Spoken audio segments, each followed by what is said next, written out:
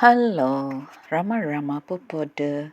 Hope all are in good health, feeling great, wonderful, having a happy and peaceful life. Now let's continue with the next chapter. His claim is sufficiently startling to require no further additions. Please tell me something about your invisible employees, I asked him. The spirits.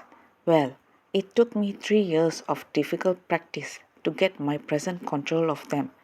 You see, in the other world which exists outside our material senses, there are bad as well as good spirits.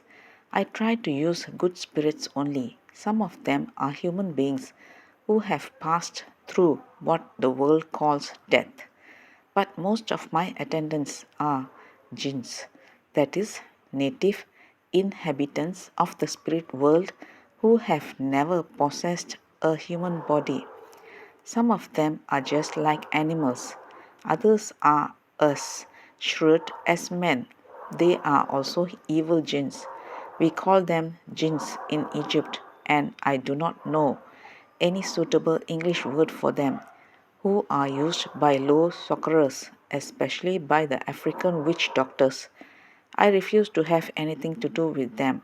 They are dangerous servants and will sometimes turn treacherously on the man who's using them and kill him.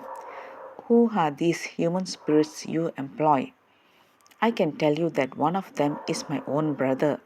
He died some years ago. But remember, I am not a spiritualist medium, for no spirit ever enters my body or is allowed to control me in any way. My brother communicates with me by impressing upon my mind whatever thought he wishes, or by bringing a picture vision before my mind's eye. That is how I knew the questions you wrote down yesterday. And the jinns? I have as many as 30 at my command.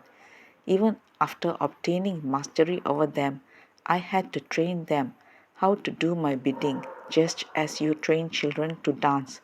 I have to know the name of each one because you cannot bring or use them without knowing their names. Some of these names I learned from the musty old books which the Jew lent me. Mahmud Bey pushes the cigarette box towards me again and then continues. I have given each spirit a particular duty. Each one is trained to do a separate work.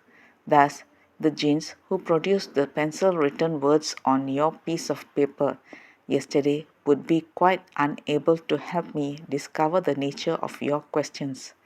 How do you get into contact with these spirits? Is my next query. I can call them to me very quickly merely by concentrating in thought upon them, but in practice, I usually write down in Arabic the name of the spirit required. That is sufficient to bring it to me almost at once. The Egyptian looks at his watch. He rises and says, "And now, my friend, I regret to say that I cannot give you any further explanation of my methods. Perhaps you will now understand why I must keep them secret. We may meet again one day, if Allah wills. Goodbye." He flashes his teeth in a smile as he bows. The interview is at an end. Night in Bombay. I go to bed late, but not to sleep. The heavy air suffocates me. It seems to contain no oxygen, and its heat is intolerable. The whirring blades of an electric fan, which hangs from the ceiling, bring little relief, certainly not sufficient to induce my wearied eyes. Let's continue the next chapter. Thank you. Bye bye. Rama Rama Pupotu.